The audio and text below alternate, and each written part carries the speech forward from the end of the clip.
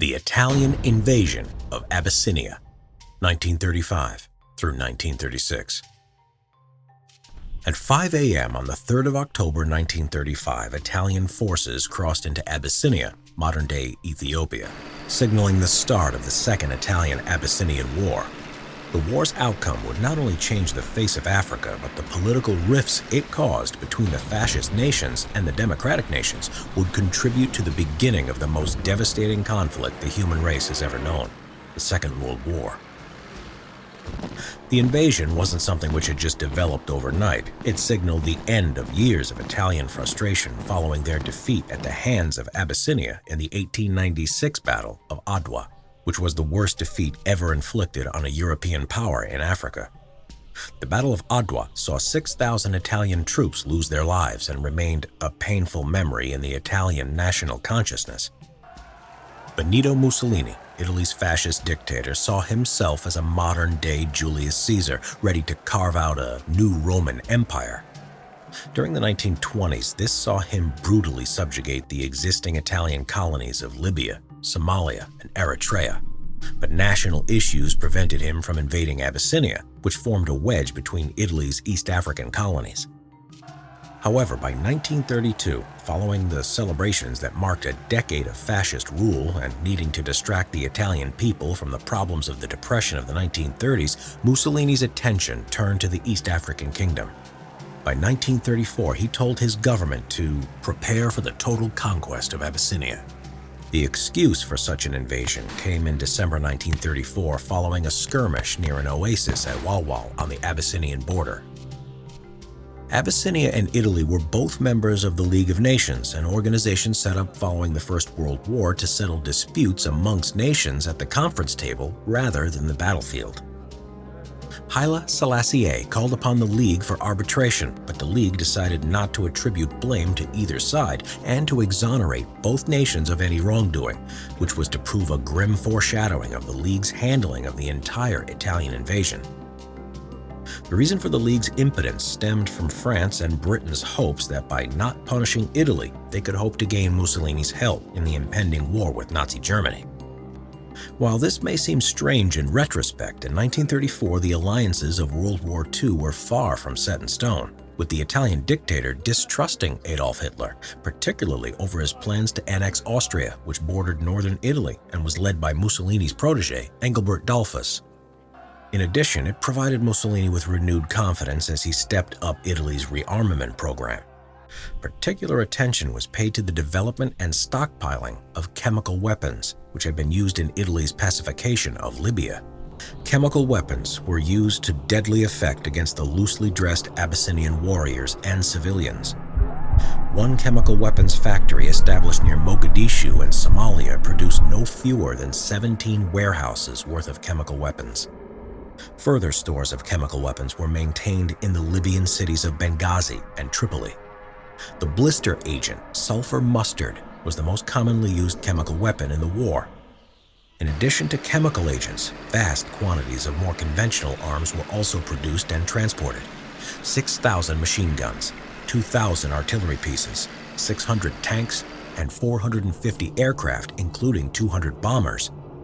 Up to the date of the invasion, the shipments of arms and men to Italian ports in Eritrea and Somalia increased 4 times. All in all, some 650,000 Italian soldiers were dispatched to Abyssinia. Added to this deadly technological cocktail were the thousands of indigenous troops recruited in the Italian colonies, serving to bolster their forces even further. It was this tidal wave of men and machines that invaded Abyssinia without a formal declaration of war on the morning of October 3, 1935. 3 days later, the shame of Adwa had been wiped out as the aircraft of the Italian Royal Air Force bombed the town into submission. The Ethiopian army, on the other hand, numbered around 500,000 men, only a quarter of which had military training, and was feudal in organization, with soldiers owing personal loyalty to individual warlords. Ethiopian troops were armed with an assortment of rifles in varying conditions. The Air Force was near non-existent, and artillery and machine guns were scarce. Despite the obvious technical advantage of tanks and aircraft, the Italian troops still had to conquer an almost impassable country.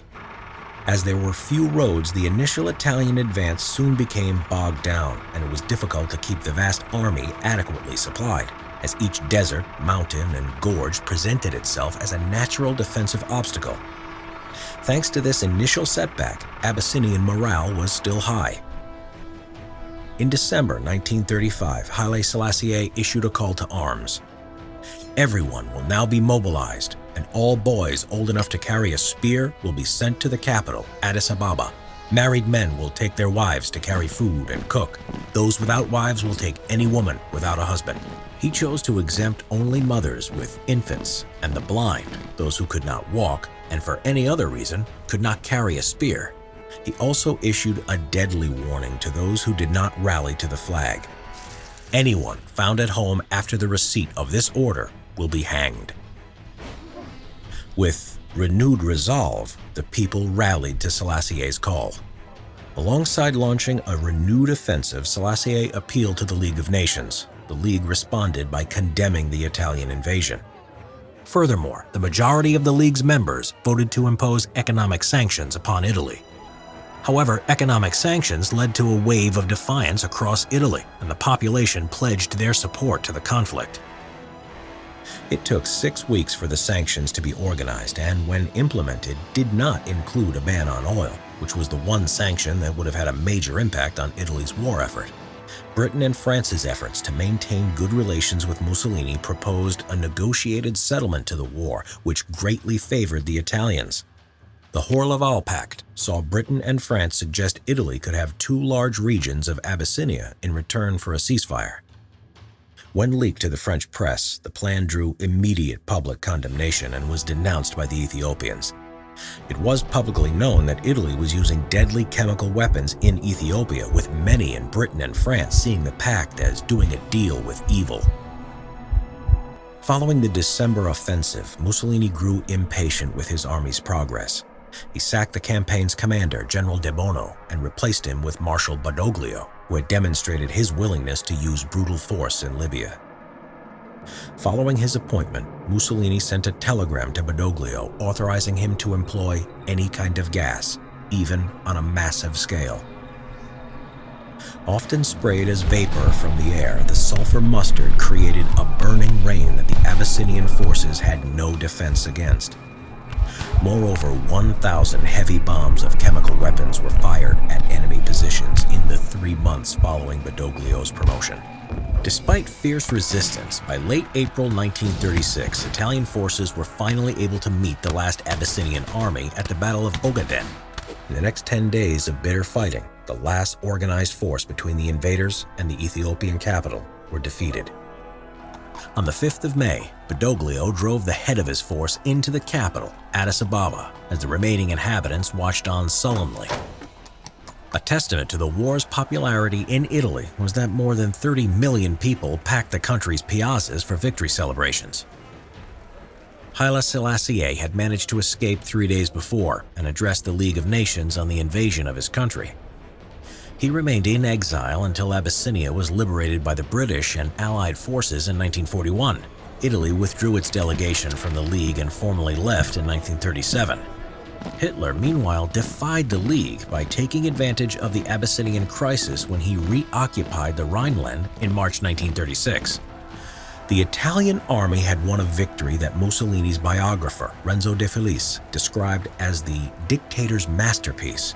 For Mussolini, the war created a form of national consensus as he and his regime increased in popularity.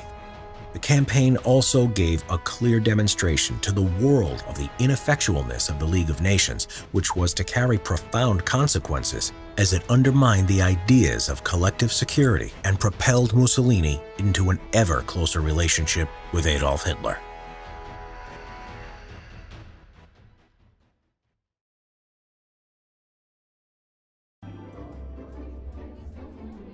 Hey guys, check out this simple history merch on Teespring. There's t-shirts, mugs, stickers, phone cases, and much more. Link in the description below.